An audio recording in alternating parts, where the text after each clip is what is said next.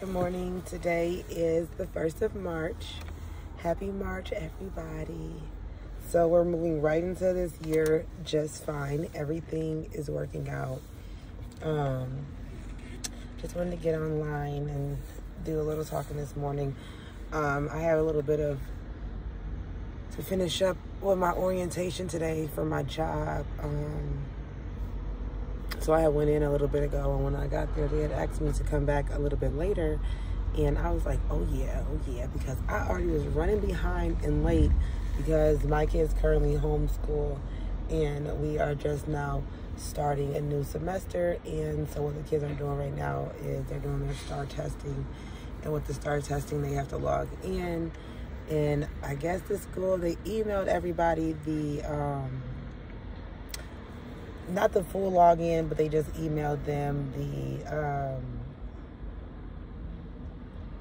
username. Sorry, just username. So, because it was confusing. That was the whole deal this morning. It was very, very confusing because they sent just a username. And I guess basically the deal was they're going to have the teacher talk a little bit about the password and how to actually get completely logged in. And my kids are actually all ready to go. We were ready to go. We were at the table, but the issues what we were having is, I don't know if it's just because the teacher has so many other students, or if she was just a little bit nervous, or exactly what was going on. But for half of the class, she had muted herself. So when she started to talk about the instructions on how to get logged in, she had muted herself. So that caused, of course, a dilemma, because the kids are trying and they're listening hard for the information, and the information is not coming because she muted herself. So simple mistake. After some other kids was in the chat box or whatever, then they ended up, after some other kids was in the chat box, she ended up fixing it, and then everything was fine. So then I have my kids raise their hand, at least one of them, because the password for the STARS test, she said, was your first name, all lowercase, and the last 3 of your student ID. And they sent the student ID the previous day. Now, I got that email. I'm always checking my email, so that was easy. So I got that. But the trick was the password. The password was not going in, which the password, again, was the kid's first name and then the last 3 of the student ID, which we were provided in black and white. But what we were not provided in black and white was the password, which I don't understand why they did not give us the password. If I think about it, maybe we were not given the password for the kids can kind of start to understand that you have to listen for instructions sometimes. So you have to really listen. When the teacher is talking, people are educating you have to listen. So I get that, but I really didn't get the password situation. And then being that it's so many students online and it's just one teacher right now for the online orientation for the kids, or not even the online orientation, I'm sorry, for the get logged in for the STARS test right now, it's just one teacher. Sometimes they have more than one teacher. Sometimes it's broke down into 2 teachers that can help out, or 3 teachers that can help out. But particularly this morning, it was just a matter of it being one teacher. So basically, we're raising the hands, we're listening hard, we're trying to give it our all, and I guess it was just a little less motivating to not be able to log in to do the test, because a lot of the times the moms or the learning coaches get a lot of backfire for the kids not logging in. But if the teacher make a mistake, they don't get as much backfire as the parent would get or the student would get.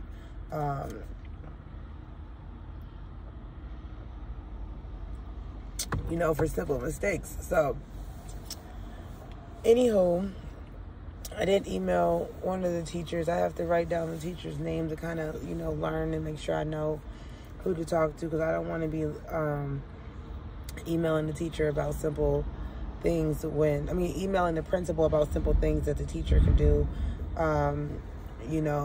or that matter. I think that it also helps that the kids log in with their original iPads, oh, not iPads, sorry, their school devices, which was their laptops. If your kids do have iPads or if your kids do have computers, it's just best to use the school computers because they have systems where it will allow you to comment or, you know, do more things than another device may do just because it's already set up for that particular device. So sometimes it's very, very important to use those devices, as well as go through the boxes that they send you, because there's things for the kids to study, and there's also assignments and works for them to do in the box that they need to do throughout the year. Also, as well as follow along with their school and the instructor, and with the instructor, which can be the teacher, is telling them to do, and the learning coach have to follow along. I do see this year they have more sessions for learning coaches to interact with the teachers in the school this year than last year, because this is my kid's second year during the learning, the K-12 learning. So I think, you know, some healthy tips would be basically to stay organized. Excuse me. That's that soda pop. Stay organized, stay calm, always communicate with the teachers. They aren't really that, like, harsh on you or hard on you as far as, like, if you're asking them questions. It's just to make sure that you always have a open line of communication. And for most people, that's everybody. Everybody have emails. Everyone almost check their emails now in 2023 in this time of days. Everyone is always on emails. I know, like, I love my email. I hate to even, like, make a new email because I'm like, I had this email forever, so, like, I just want this particular email. But now it's like I'm getting overloads of information in this particular email. Like, you'll end up getting spam, or you'll end up getting junk mail, or you'll end up just getting overload of mail, because say that you were subscribed to some things last year or the year before last, then now you're just basically having all those subscriptions come to your email, including the daily emails for school or for your work or for other things that you're looking for. And sometimes it's easier if you have more than one email. So, like, you know, it's broke down. So, like, this email is for this and this email is for that.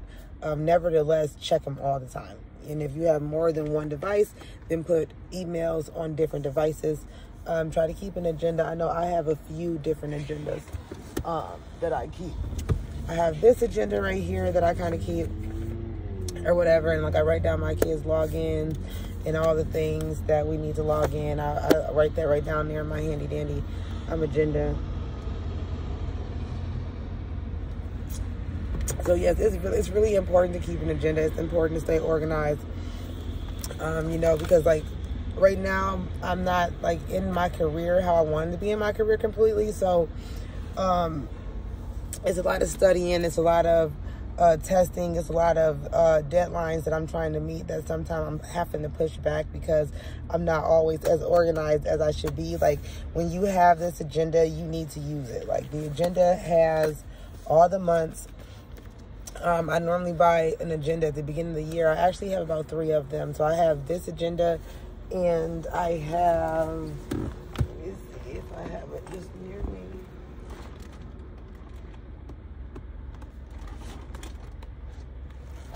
One second.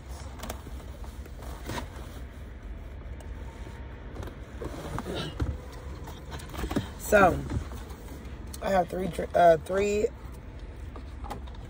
agendas, and it doesn't hurt to keep notebooks, and it doesn't hurt to keep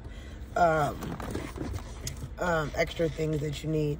So, like, excuse me, this agenda right here, it is a 12-month agenda. Well, it's a 17-month agenda, and basically meaning that it's 2 years. It's 2 years together. Instead of just being 1 year, it's 2 years together. So we got August 2022 to December 2023.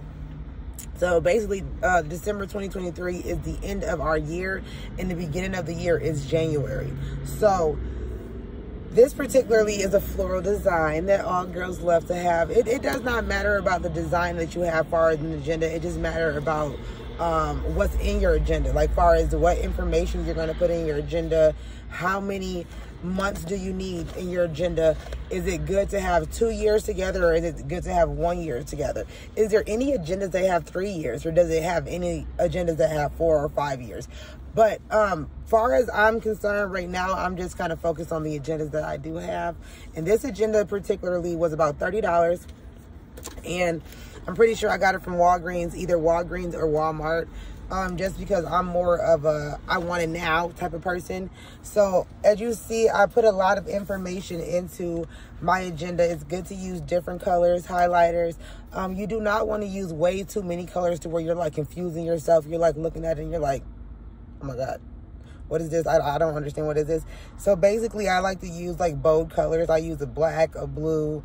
I might use like one other fancy color, and if I, really want to, maybe one more, but I really try to not use as many colors.